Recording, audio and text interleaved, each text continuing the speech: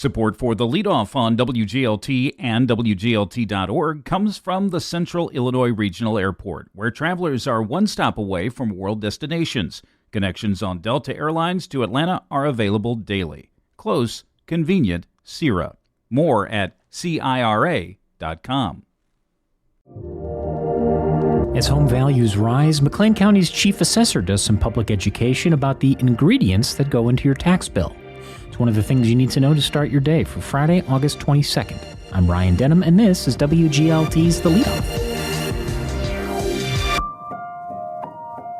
Now let's lead off with a preview of what McLean County property owners can expect in their tax bills after another year of community growth.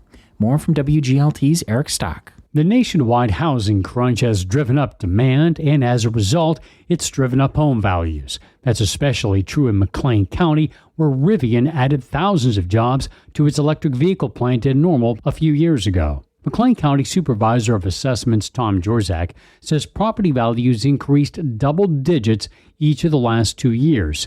It won't be quite as high this year, but still higher than average. So we know with a good amount of specificity what your increases are going to be. This year, the typical increase in McLean County is going to be around 8.5%. Jorzak says assessment increases range from 5 to 11% based on the township. That likely means paying more in property taxes, even if cities, towns, school boards, and other taxing bodies keep tax rates the same.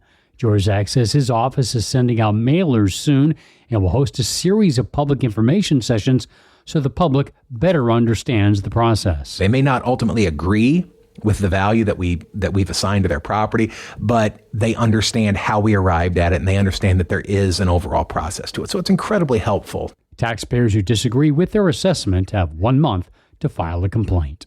With reporting from WGLT's Ben Howell, I'm Eric Stock. Here's some other stories we're following in the WGLT newsroom. There will be a significant workforce reduction at the Bridgestone off-the-road tire plant in Normal. Neither the company nor the United Steelworkers Union representing workers have precise numbers to share. Company statement indicates Bridgestone will try to get the reductions it wants through voluntary buyouts offered on a seniority basis. Athletic directors at Normal Community and Normal West High Schools are asking the Unit 5 school board to add girls flag football and boys volleyball next year. And the ISU men's basketball team will open the season with 2 high-profile exhibition games, one against U of I on October 19th and another against Northwestern on October 29th. Northwestern's coach is Chris Collins, son of Redbird legend Doug Collins. You can find more on these stories at WGLT.org. Rader Family Farms in Normal hosts its 6th annual Sunflower Days Festival again this weekend. Adam Rader of Rader Family Farms tells WGLT's Emily Bollinger the farm is showcasing nearly 20 varieties of sunflowers. Rader Family Farms in Normal hosts its 6th annual Sunflower Days Festival. Adam Rader of Rader Family Farms says the farm is showcasing about 19 varieties of sunflowers. We've got Moulin Rouge, Holiday, all these different varieties of sunflowers. So there's always a lot of different colors from red to white to some of them are like Ring of Fire is a burnt orange and yellow mixed together. Really cool sunflowers. Why is there so many different kinds? All of them have different size seed and different size or different germination times. Usually the lighter colors, like the whites and the light yellows, are an earlier maturity. So they're like a 60 to 65 day maturity. And then you've got others that are in the 70 to 85 day range.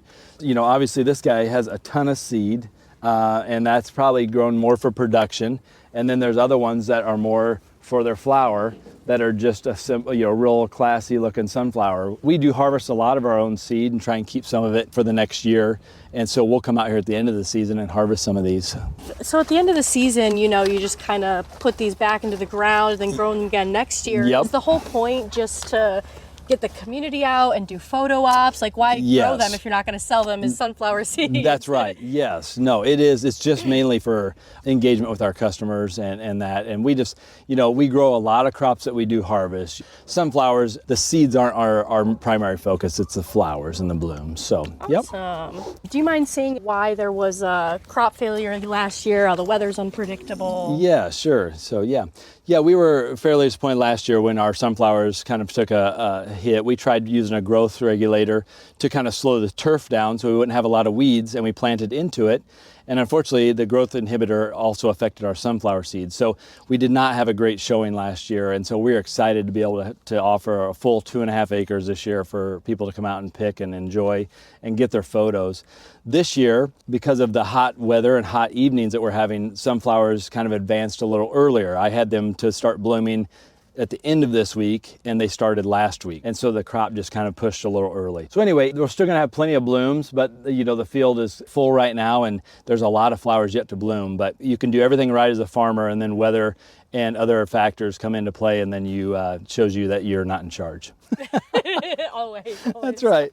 So they say sunflowers typically bloom for about 3 weeks. They're still got plenty of life, and obviously you can see some of these are so tall. I mean, there's some out here that are 16 foot tall, and none of those have even started to bloom, so I don't know what variety that is, but obviously very tall sunflower. So do you just kind of plant them at random, or do you plan like, okay, the light sunflowers are going to go here, the big ones are going to go here? So yes, this I laid out in blocks. So I had these bands of yellow kind of moving through the field. Then I've got 3 blocks of kind of what I call specialties, which are all the multicolored, different varieties. I just mix the seed together and then plant that. So it's just at random. So I don't have any really control over how the bed's going to be placed. But, I just kind of mix about 19 different varieties together, stir it all up and put it in the planter, and then we plants, and this is what comes out. When they pick their blooms, when you buy your bucket and you get your 10 blooms, you can pick from zinnias, sunflowers, whatever. So you can also pick these as a dried cut flower. The Sunflower Days Festival is this Saturday and Sunday from 10 to 3 at Rader Family Farms in Normal. Tickets can be purchased online or at the farm. Prices for admissions and flower picking can be found on the Rader Family Farms website. For Datebook on WGLT and WGLT.org, I'm Emily Bollinger. Activities, crafts, and food will be available to those visiting the farm. The Sunflower Days Festival is tomorrow and Sunday from 10 to 3 at Rader Family Farms in Normal. Support for arts and culture coverage on WGLT comes from PNC Financial Services. PNC is committed to supporting local arts and culture events in the communities they serve. And before we let you go, the 4th annual Further Jazz Festival happens tomorrow from 4 to 9 at the Connie Link Amphitheater in Normal with a headline tribute to Art Blakey.